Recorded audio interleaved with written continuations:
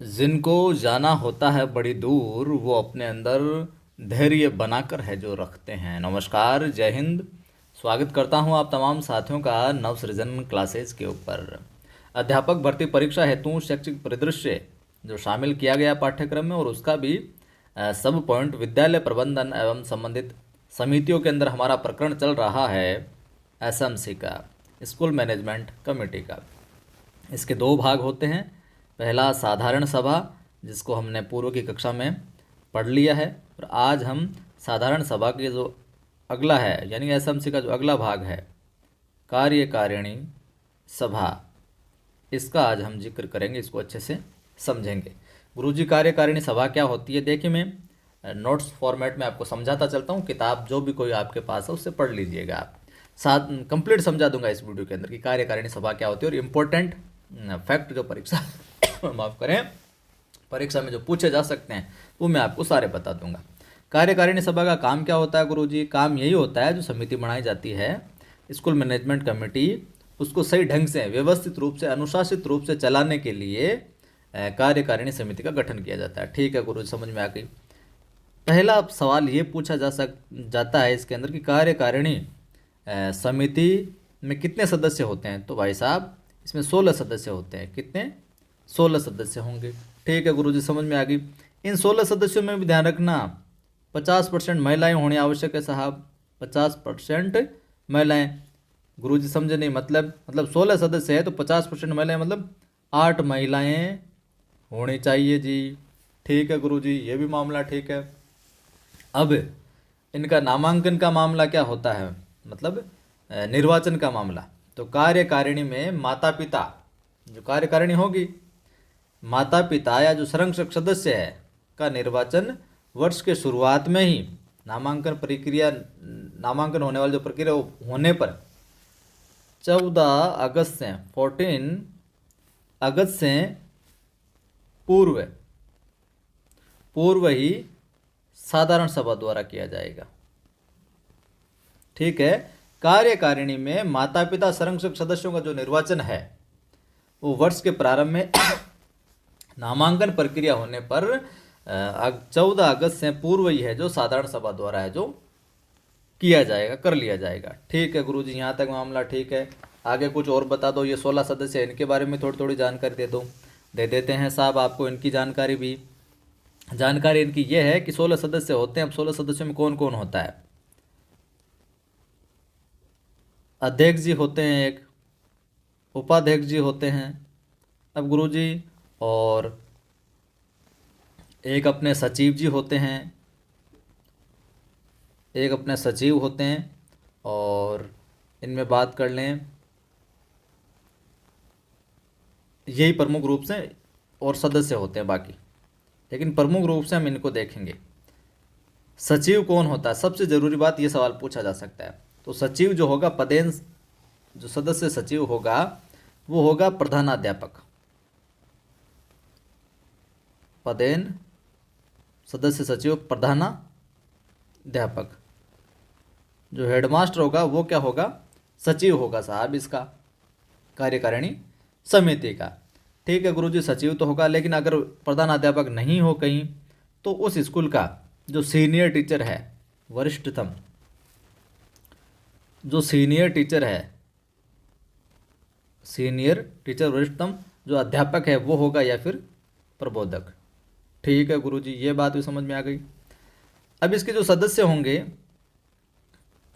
11 सदस्य होंगे इसके अंदर। कार्यकारिणी समिति में 11 सदस्य होंगे। अब 11 सदस्य गुरुजी कहाँ से आएंगे? तो साधारण सभा द्वारा, जैसे कि अभी मैंने पूर्व में जिक्र किया था, साधारण सभा द्वारा जो उस स्कूल में बच्चे पढ़ रहे हैं उसको उस स्कूल में वही उन बच्चों के माता पिता या उनके जो संरक्षक सदस्यों में से ही है जो कार्यकारिणी समिति हेतु 11 सदस्य जो चुने जाएंगे। ठीक है। साधारण सभा द्वारा जो विद्यालय में बच्चे पढ़ रहे हैं उनके माता पिता जो कोई संरक्षक है उनमें से 11 सदस्यों का चुनाव किया जाएगा साधारण सभा द्वारा। ठीक है। इनमें भी 11 सदस्यों में 6 क्या होगी? महिला होगी, जो ऊपर हमने जिक्र किया था 50% वाला, 6 महिलाएं होगी।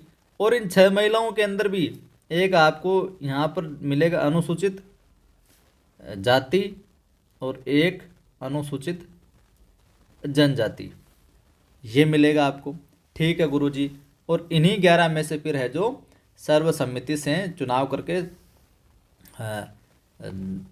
साधारण सभा द्वारा एक अध्यक्ष और एक उपाध्यक्ष है जो चुन लिया जाता है। ठीक है, 2 सदस्य यहाँ पर मनोनीत है जो कर लिया जाता है। और मनोनीत कैसे होंगे? विद्यालय क्षेत्र में जिस वार्ड में विद्यालय है, जिस जगह विद्यालय है, उस विद्यालय परिक्षेत्र के विधानसभा सदस्य द्वारा, विद्यालय परिक्षेत्र के विधानसभा सदस्य द्वारा 2 नामित ऐसे व्यक्ति, जो विधानसभा सदस्य होगा, जो उस क्षेत्र में कोई विधानसभा सदस्य है तो उसके द्वारा 2 व्यक्तियों को मनोनीत करने का उसको अधिकार है। तो 2 ऐसे व्यक्ति जिसमें कम से कम एक महिला हो तथा एक माता पिता या संरक्षक सदस्य में से हो। तो एक महिला और एक कोई उनका सदस्य, तो मतलब 2 लोगों का वो चुनाव है जो ग्रामीण क्षेत्र रहता हूँ, उस क्षेत्र में राजस्व या ग्राम शहरी क्षेत्र या उस वार्ड का निवासी हो जिस वार्ड के अंदर वो स्कूल आती है, ये या जिसमें विद्यालय संबंधित है या जहाँ पर जिस वार्ड में विद्यालय संबंधित है या फिर स्थित है, वहाँ से चुनाव करेगा। तो मनोनीत सदस्य 2 और कौन? विधानसभा सदस्य द्वारा नामित होंगे वो। ठीक है गुरुजी। अगर मान लो कि जो प्रथम प्राथमिकता तो इसको दी जाएगी विधानसभा सदस्य द्वारा नामित व्यक्तियों को, लेकिन मनोनयन से पहले अगर वो मनोनीत करे, नामित करे, उससे पहले विधानसभा सदस्य द्वारा नामित व्यक्तियों की उनसे लिखित में स्वीकृति लिया जाना आवश्यक होगा। ये बात भी ध्यान में रखना। नामित करने से पूर्व अगर उस व्यक्ति को नामित कर दिया जाए कि विधानसभा सदस्य द्वारा ये व्यक्ति नामित है, लेकिन मनोनयन से पहले विधानसभा सदस्य द्वारा, मनोनयन से पूर्व विधानसभा सदस्य द्वारा नामित व्यक्तियों की उनसे लिखित में स्वीकृति लिया जाना आवश्यक है। मतलब मैं विधानसभा सदस्य हूँ मान लो, और मैं कह दूँ इन 2 को है जो चुनना है आपको, लेकिन भाई साहब ऐसे कैसे चुनना है? जिनको चुन रहे हो उनकी लिखित में स्वीकृति तो ले आप। वो कह देंगे कि इनको चुन लिया साहब, वो बोलेंगे कब चुन लिया, कैसे चुन लिया, हमें तो कुछ बताया नहीं, हमसे तो पूछा ही नहीं। तो नामित व्यक्तियों की उनसे लिखित में स्वीकृति लिया जाना क्या है? जरूरी है। ठीक है। और मनोनयन में दूसरी प्राथमिकता विद्यालय परिक्षेत्र के निवासी राष्ट्रीय स्तर पर पुरस्कार प्राप्त शिक्षक को दी जाए। अगर जो एक व्यक्ति यहाँ पर चुना जाएगा, जो मनोनीत किए जाएंगे, अगर वहाँ पर कोई दूसरी प्राथमिकता ये भी देखी जाती है, अगर वो नहीं हो तो बात अलग, लेकिन देखी जाती है कि प्राथमिकता विद्यालय परिक्षेत्र का कोई निवासी ऐसा है जो राष्ट्रीय स्तर पर पुरस्कार प्राप्त शिक्षक को दे। अगर कोई नेशनल लेवल पर कोई शिक्षक रहा हुआ है और वो जो राष्ट्रीय स्तर पर पुरस्कृत है किसी अवार्ड से, किसी भी पुरस्कार से, तो अगर वो ऐसा कोई व्यक्ति तो पहले उसको प्राथमिकता दी जाएगी। क्यों मनोनीत कर रहे हैं तो फिर थोड़ा गुणी आदमी, ज्ञानी आदमी तो होना चाहिए। तो ये बात होती है साहब। ठीक है गुरुजी, यहाँ तक 16 सदस्यों का चक्कर समझ में आ गया। 50% महिलाएं होगी और सचिव अपने प्रधानाध्यापक जी, या वो नहीं हो तो फिर सीनियर टीचर, 6 महिलाएं होगी 11 सदस्यों में से, और 50% हो ही जाएगी अपने, और एक अनुसूचित जनजाति, एक जाति की, और 2 जो नामित होंगे उनको विधानसभा का उस क्षेत्र का जो सदस्य है वो नामित करेगा। नामित करने से पूर्व उनकी क्या स्वीकृति लेना भी ज़रूरी है लिखित के अंदर। और पहले ये देख लेना है आपको कि अगर वहाँ पर कोई ऐसा टीचर है जो राष्ट्रीय स्तर पर पुरस्कृत है तो पहले उसको वरीयता है जो दी जाएगी। गुरुजी यहाँ तक समझ में, आगे कुछ और बातें हैं इसमें? तो कार्यकारिणी जो समिति है इसके अंदर कुछ और बातें हैं, जैसे कि मैंने आपको बताया अध्यक्ष और उपाध्यक्ष का चुनाव कार्यकारिणी समिति है तो साधारण सभा जो निर्वाचित सदस्य हैं उनमें से कर लेगी। ठीक है गुरुजी, कर लेगी। अब कार्यकाल क्या रहेगा? अध्यक्ष और उपाध्यक्ष, शॉर्ट में लिख रहा हूँ, अध्यक्ष और उपाध्यक्ष का गुरुजी कार्यकाल क्या रहेगा? तो कार्यकाल बंधुओं हमारे रहेगा क्या? या तो एक तो ये 2 साल रह जाएगा, 2 वर्ष सीधा सीधा आए तो 2 वर्ष आ जाएगा, अथवा अगर 2 वर्ष या अथवा दोनों आए या फिर 2 वर्ष नहीं आए तो तब तक रहेगा जब तक कि वह कार्यकारिणी समिति का सदस्य रहे। कब तक रहेगा? तब तक रहेगा, तब तक जब तक कार्यकारिणी समिति का सदस्य रहेगा। जब तक कार्यकारिणी समिति का सदस्य तब तक वो अपने पद पर है जो रहेगा, या 2 साल, दोनों में से जो भी मामला सेट हो वो हो जाएगा। ठीक है गुरुजी, ये समझ में आ गया। अब जो अध्यक्ष बनाएगा, अध्यक्ष का क्या काम होता है, लीडर का, अध्यक्ष का लीडर का आपको काम का पता है ही वैसे तो, कि विद्यालय प्रबंधन समिति की साधारण सभा होगी और जो कार्यकारिणी समिति होगी उनकी बैठकों की अध्यक्षता करना। साधारण सभा और कार्यकारिणी समिति की बैठकों की क्या करना, अध्यक्षता करना, ये काम होगा। बराबर मत आगे मान लो, और वोटिंग कैसे होगी, हाथ खड़े करके, कोई भी बात होगी उस पर कि ये हम काम करना चाहते हैं तो वोटिंग करवाई जाएगी हाथ खड़े करके। तो बराबर मत आगे मान लो, तो निर्णायक मत है जो, निर्णायक मत देने का काम किसका है, अध्यक्ष का। अध्यक्ष देगा निर्णायक मत। बैठकें आहूत करना, समिति का प्रतिनिधित्व करना, संविदा के कोई दस्तावेज होंगे उन पर हस्ताक्षर करना, आय व्यय पर नियंत्रण रखना, ये अध्यक्ष के जो काम होंगे गुरुजी। उपाध्यक्ष क्या काम करेगा, उपाध्यक्ष आपको हर संस्थान के अंदर आपको पता ही क्या काम करता है। पहला काम तो ये होता है, जब अध्यक्ष नहीं होता तो वो अध्यक्षता करता है। तो अध्यक्ष की अनुपस्थिति में अध्यक्ष के जो सभी काम होंगे, सभी के सभी काम होंगे, उनको क्या वो संपादित करेगा, संभालेगा। यही काम होता है एक तरीके से मुख्य रूप से। तो अब जो सचिव होगा गुरुजी, जो हमने सचिव बनाया था अपने हेडमार्ट साहब ने सचिव बनाया, बे कहीं कहीं करसी, अरे बे मेन काम करसी। सचिव को भी मेन काम हुआ करे। सचिव को मेन काम वो है कि बैठक में कहीं कहीं बिंदु हुसी बा को एजेंडो तैयार करना।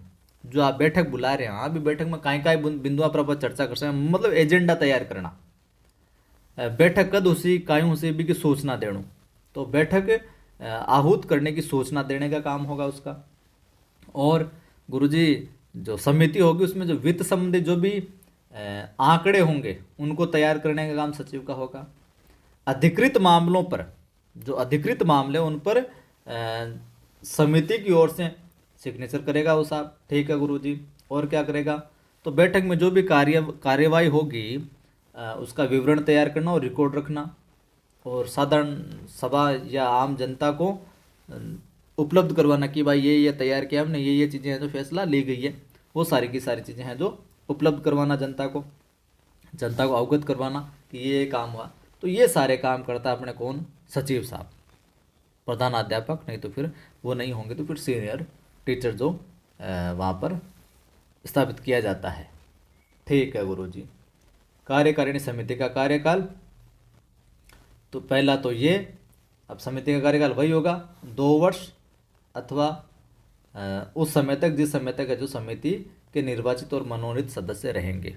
कार्यकारिणी का कार्यकाल कब तक, 2 वर्ष, अथवा जब तक उस समय तक जिस समय तक समिति के निर्वाचित और जो मनोनीत सदस्य हैं वो रहेंगे तब तक। आगे मामला बात समझ में। और बैठकों की बात की जाए तो कार्यकारिणी समिति की बैठक प्रत्येक महीने अमावस्या के दिन, बैठक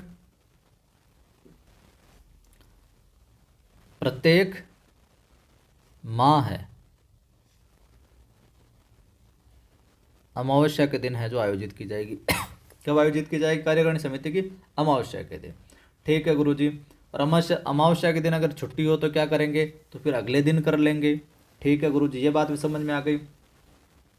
अब जो सचिव होगा, अब सूचना भी तो देनी पड़ेगी, वरना तो बैठक यहाँ बैठक है, पता ही नहीं लगा लोगों को बैठक कब हुई साहब, काल हुई ना, और बताया ही नहीं यार आपने तो जैसे कि मैंने साधारण सभा के लिए बोला था कि सदस्य जो सचिव होगा वो कम से कम 4 दिन पहले, कितने दिन पहले, ये सचिव जो है 4 दिन पूर्व डंका बजवा देगा, अनाउंस करवा देगा, भाई साहब लिखित में बैठक में जो बिंदु विचाराधीन होंगे, जिन पर विचार किया जाएगा, उनकी सूची जो सदस्यों को भेज देगा कि 4 दिन पहले इन बिंदुओं पर जो चर्चा की जाएगी, बैठक होगी, आ जाना भाई साहब। और कोई जरूरी मीटिंग हो, कोई जरूरी बात हो, तो जरूरी बात के लिए कम से कम 2 दिन पहले जो सूचना देनी पड़ती है। नॉर्मली 4 दिन पहले, और कोई जरूरी बात हो 2 दिन पहले तो सूचना देनी पड़ेगी उसकी भी। यह मामला हो जाएगा साहब। अब बैठक में जो भी काम एजेंडा तैयार किया जाएगा, जो भी बात होगी, उसका निर्णय कैसे होगा, तो निर्णय भाई साहब काम का निर्णय क्या होगा, एजेंडे का निर्णय क्या हो जाएगा, सर्वसम्मति से, सबके सम्मति से, कि भाई साहब हम भी राजी हैं, हम भी राजी हैं, हम भी राजी हैं, हम भी राजी हैं, इस हिसाब से तो मामला तय होगा। कोरम की गणपूर्ति, अब गणपूर्ति कैसे होगी साहब, तो गणपूर्ति यहाँ पर 33% है। गणपूर्ति का मामला कितना है, गणपूर्ति का मामला गुरुजी यहाँ पर कितना है, तो 33% है। यानी कि कार्यकारिणी समिति कुल सदस्यों की संख्या के 1/3, ठीक है, 33% से अधिक सदस्यों की उपस्थिति आवश्यक होगी साहब। ठीक है गुरुजी, आवश्यक हो गया। अब सदस्यों की समाप्ति कैसे होगी, तो समाप्ति वही है, कार्यकाल 2 वर्ष बाद वैसे समाप्त हो जाएगी, या फिर संबंधित सदस्य कार्यकारिणी समिति का सदस्य नहीं रहने पर हो जाएगी। अब गुरुजी कैसे कैसे किन कंडीशन में, अगर कोई बच्चा कार्यकारिणी समिति का सदस्य है, तो कोई बच्चा उस स्कूल में पढ़ रहा है और वो स्कूल है जो छोड़ देता है बच्चा, तो उस बच्चे के जो माता पिता है जो संरक्षक अगर समिति के सदस्य हैं, तो बच्चा ही उस स्कूल में नहीं पढ़ रहा, तो वो भी उसके जो संरक्षक या माता पिता वो भी सदस्य है जो नहीं रहेंगे। ये बात भी ध्यान में रखना, ठीक है। या फिर लगातार अगर 3 बैठक में अनुपस्थित रह जाता है कोई, लगातार 3 बैठक में क्या रह जाता है, अब्सेंट रह जाता है, अनुपस्थित रह जाता है, तो भी है जो सदस्यता है जो उसकी समाप्त हो जाएगी। ठीक है गुरुजी। कोई ऐसा कांड हो जाए, ऐसी कोई बात हो जाए और उस पर कानून द्वारा वो दोषी ठहरा दिया जाए, तो हटा दिया जाएगा साहब। ठीक है गुरुजी, समझ में आ गई। तो मोटा मोट तरीके से यही इस कार्यकारिणी समिति का सारा काम है साहब। उम्मीद करता हूँ सारी ज़रूरी बातें आपके समझ में आ गई होगी अच्छे से। अब आपको क्या करना है, लाइक नहीं करते हो यार, लाइक करने में कुछ नहीं जाता, इतनी मेहनत की जाती है, तो आप भी लाइक किया करें, हमें हौसला मिलता है। सभी मित्रों को साझा किया करें, शेयर किया करें, ताकि वो भी बंधु जुड़ेंगे, अपना परिवार भी आगे बढ़ेगा, ये क्लास भी आगे बढ़ेगी और उनकी मदद भी होगी। अब सभी लोग क्या करो, जिन्होंने नहीं कर रखा है सब्सक्राइब करो, घंटी पर क्लिक करो, ऑल लिखा हुआ है उस पर क्लिक करो, ताकि हर वीडियो की सूचना आपको मिलती रहे। जय हिंद, फिर मिलता।